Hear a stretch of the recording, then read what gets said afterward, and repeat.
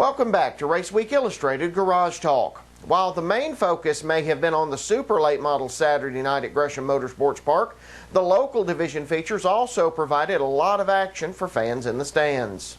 The mini stock feature got the night of racing started off with Avery Burgess jumping out to the early lead. Spanky Hicks settled into second with Aaron Calvert moving to third. Back behind, Scotty Beck is on the charge and he moves to fourth. Lap 7, Calvert is on the move and he challenges Burgess for the top spot in turn 3. The two will run side by side down the front stretch and into one, with Calvert taking the lead off turn 2. Lap 16, Greg Swink goes around on the back stretch, bringing out the caution. On the restart, Calvert retakes the lead, but back behind him, Hicks suddenly slows. Something is wrong with his car. His night is over. Meanwhile, Burgess and Beck mix it up for second. Lap 18, Beck goes around in turn 4 with Bill George and Swink spinning behind him to avoid him as the yellow flag flies again. Everyone is able to drive away, but now there's just 2 laps left to go. On the restart, Calvert has the lead, but he slows suddenly, handing the lead to Burgess as the field comes to the white flag. Avery Burgess will lead the final lap around and crosses under the checkered flag to score the victory. Dion Ciccarelli finishes in second, with Beck recovering for third, George in fourth, and Alan Cantrell in fifth. The combined Sportsman and Renegades were up next, with Jeff Chadwick and Jackie Daniel fighting side by side for the opening lap. The fight would continue all the way around for the first lap, with neither man willing to give an inch. The volcano erupts in turn 2 as the leaders make contact, with Daniel going around, bringing out the caution. Daniel keeps his car off the wall and is able to continue, but he's not a happy camper. After a jumped restart, the race finally gets back underway with Chadwick in the lead. Brian Soseby is second. Daniel runs third. Soseby and Daniel slug it out for second, with Daniel sliding off turn 4, losing ground on Soseby. Meanwhile, up front, Chadwick scores the win, but the excitement isn't over yet. Daniel charges after Chadwick, and the two remain at speed during the cool-down lap as Daniel gives chase. The anger boils over afterwards, and Daniel charges to victory lane for an angry word or two with Chadwick during his post-race interview. Track officials separate the two after a heated exchange. So it's Chadwick scoring the Sportsman win with Rob Hubbard in second. Brian Beckner picks up the Renegade victory with Jody Trevette in second. The truck feature was up next as Kevin Vassar and Emily Riley battled side by side at the drop of the green. Kevin comes away with the lead, while Matt Vassar in the 69 charges his way to second. 1 lap later, Matt Vassar makes the move for the top spot and sweeps his way into the lead. That's right where he'll stay to the end as Matt Vassar scores the win.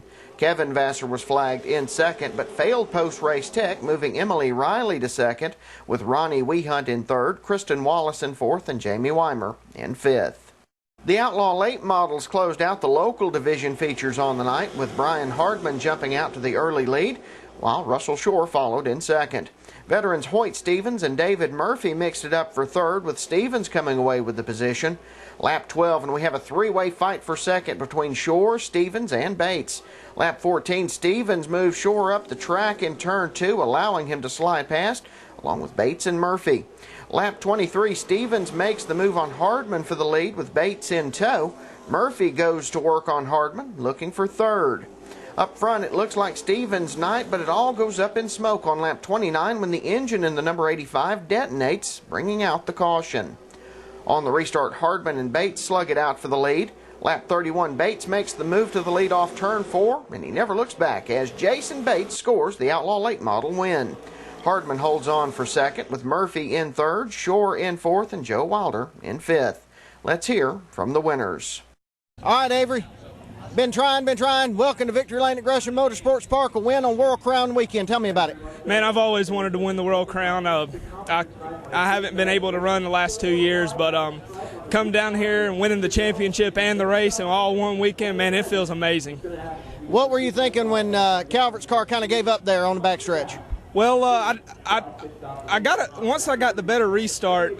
We went into one, and I just drove. I mean, I didn't lift. I drove. I hoped for the best, and I mean, he broke, and I gave him a bump on the rear end. I didn't know what was going on, so I mean, we lucked out. But I mean, the car was fast, and all we were trying to do this weekend was come down here and win the championship. But we lucked out and won the race too. Congratulations, man. Appreciate it. Well, I'm glad I won. I hate winning under these circumstances. Everything like I said, it's just good, hard, tight racing. He didn't want to give an inch. I don't expect him to, but on the same hand, don't expect me to give an inch either. Now, like I said, you can look at the video. My car, I held my line. I never went up. So, we just made a little bit of contact. He got the bad end of the deal. I would be upset, too, if I got the bad end of the deal. But I've raced against him for years. That's the first time we've ever had a confrontation like that. It's just it's been a whirlwind season. I'm sorry we couldn't get more competition out here, but hey, you can't win if you don't play. Ain't that how it goes? But yeah, all my sponsors, again, like I said, all my friends, family have been supporting this thing all year. It's just huge. They're all back here behind me, a whole bunch of smiling, happy people, and all my sponsors: Q's Billiards, Currahee Ice, Key Shop, Rent the Car to Pull Apart, and Rick Chevron down on Beaver Ruin. Oh, and ATL EPM Print Company. They did the graphics on this thing for me, so it's great. I'm glad to see you again, Brandon. Good to see you. Hey, are we going to see you back here next year?